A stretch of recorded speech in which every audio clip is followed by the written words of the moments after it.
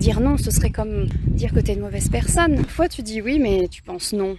Tu sais, c'est pour éviter ces conflits. Tu prends sur toi pour que tout le monde aille bien. Et puis quand on te demande un service, sans réfléchir, t'acceptes forcément parce que t'as peur de décevoir. Parce que dire non, ce serait comme dire que t'es une mauvaise personne. Mais en vrai, non. Il y a des personnes qui disent non et qui sont pas des mauvaises personnes pour autant, tu le sais bien. Mais toi, t'y arrives pas. Et ce que tu dois comprendre, c'est que ce message que t'as pas dit, ce non que t'as pas dit, il n'a pas disparu. Pour t'imaginer un peu les choses, c'est comme d'avoir une épine dans le pied et puis de pas t'en occuper. Tu sais, cette épine, au bout d'un moment, t'es bien obligé de t'en occuper tellement ça fait mal. Et bien là, c'est pareil. Tous ces noms que t'as pas dit, à chaque fois que tu t'es pas imposé, ça t'a généré comme des émotions que t'as pas voulu entendre.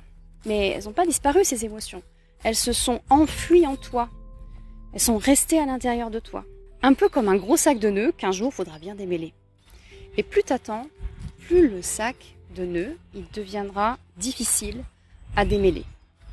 Et l'objectif ensuite, c'est de pouvoir changer de comportement pour oser dire quand certaines situations ne te conviennent pas. Et savoir t'imposer calmement, fermement, en te respectant toi, sans faire mal aux autres pour autant. Si tu te respectes, alors ton entourage il sera obligé de s'adapter et assez naturellement, on n'osera même plus t'imposer ce que tu ne veux pas. Parce qu'on sait très bien que tu vas dire non. Alors souviens-toi bien que la prochaine fois que tu n'as pas osé dire ce non, eh bien ça t'affecte vraiment. Et ce sac de nœuds devient de plus en plus gros à chaque fois.